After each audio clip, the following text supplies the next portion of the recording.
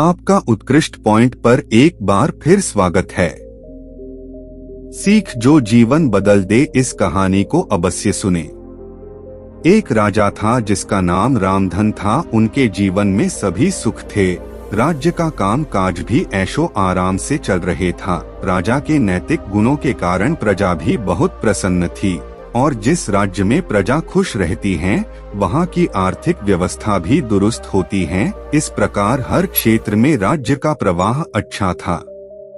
इतने सुखों के बाद भी राजा दुखी था क्योंकि उसकी कोई संतान नहीं थी। यह गम राजा को अंदर ही अंदर सताता रहता था। प्रजा को भी इस बात का बहुत दुख था। वर्षों के बाद राजा की यह मुराद पूरी हुई और उसे एक पुत्र की प्राप्ति हुई। पूरे नगर में कई दिनों तक जश्न मना। नागरिकों को राजमहल में दावत दी गई। राजा की इस खुशी में प्रजा भी झूम रही थी। समय बीतता जा रहा था। राजकुमार का नाम नंदन सिंह रखा गया। पूजा पाठ एवं इंतजार के बाद राजा को संतान प्राप्त हुई थी, इसलिए उसे बड़े लाड़ प्यार से रखा जाता था। लेकिन अति किसी बात की अच्छी नहीं होती। अधिक लाड़ ने नंदन सिंह को बहुत बिगाड़ दिया था। बचपन में तो नंदन की सभी बातें दिल को लुभाती थी, पर बड़े होते होते यही बातें बदतमीजी लगने लगती हैं। नंदन बहुत ज्यादा जिद्दी हो गया था। उसके मन में अहंकार आ गया था। वो चाहता था कि प्रजा सदैव उसकी जय जयकार करे, उसकी प्रशंसा करें। उसकी बात ना सुनने पर वो कोलाहल मचा देता था। बेचारे सैनिकों को तो वो पैर की जुती ही समझता था। आए दिन उसका प्रकोप प्रजा पर उतरने लगा था। वो खुद को भगवान के समान पूजता देखना चाहता था। आयु तो बहुत कम थी, लेकिन अहम कई गुना बढ़ चुका था। नंदन के इस व्यवहार से सभी बहुत दुखी थे। प्रजा आए दिन दरबार में नंदन की शिकायत लेकर आती थी, जिसके कारण राजा का सिर लज्जा से झुक जाता था। यह एक गंभीर विषय बन चुका था।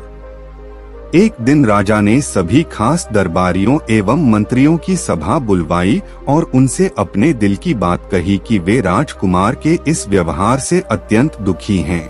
राजकुमार इस राज्य का भविष्य हैं। अगर उनका व्यवहार यही रहा तो राज्य की खुशहाली चंद दिनों में ही जाती रहेगी। दरबारी राजा को सांत्वना देते हैं और कहते हैं कि आप हिम्मत रखें, वरना प्रजा निस्हार हो जाएगी।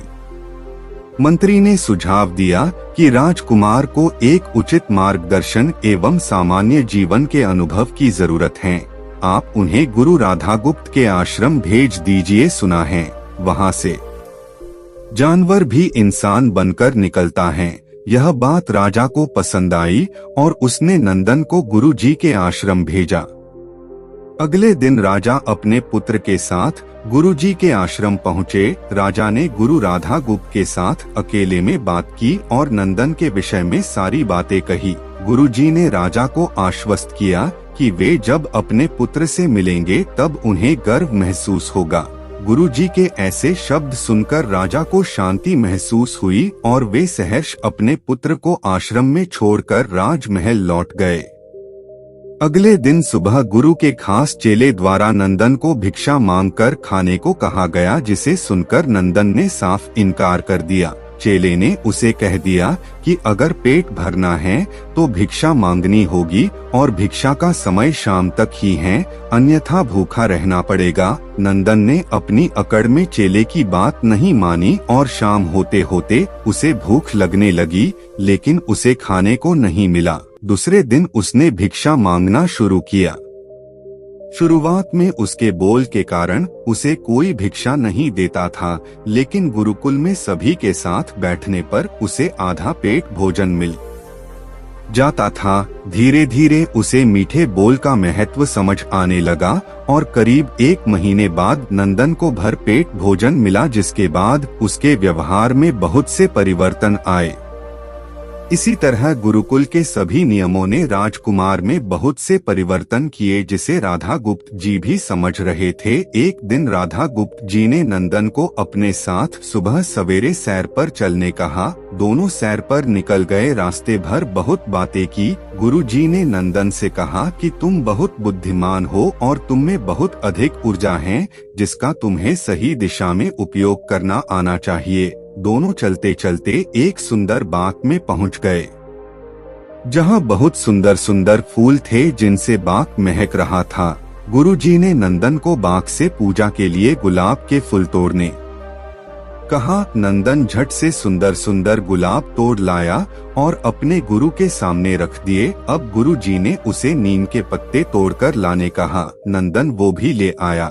अब गुरुजी ने उसे एक गुलाब सूंघने दिया और कहा, बताओ कैसा लगता है। नंदन ने गुलाब सूंघा और गुलाब की बहुत तारीफ की। फिर गुरुजी उसे नीम के पत्ते चखकर उसके बारे में कहने को कहा। जैसे ही नंदन ने नीम के पत्ते खाए उसका मुंह कड़वा हो गया और उसने उसकी बहुत निंदा की और जतर कतर पीने का पानी ढूंढने लगा। नंदन की यह दशा देख गुरुजी मुस्कुरा रहे थे।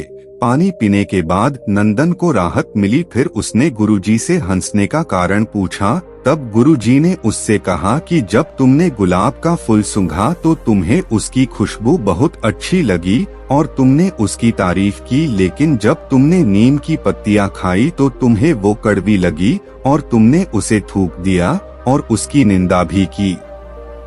गुरुजी से नंदन को समझाया, जिस प्रकार तुम्हें जो अच्छा लगता है तुम उसकी तारीफ करते हो, उसी प्रकार प्रजा भी जिसमें गुण होते हैं उसकी प्रशंसा करती है। अगर तुम उनके साथ दुर्व्यवहार करोगे और उनसे प्रशंसा की उम्मीद करोगे तो वे यह कभी दिल से नहीं कर पाएंगे। इस प्रकार जहाँ गुण होते हैं वहाँ प्रशंसा होती है।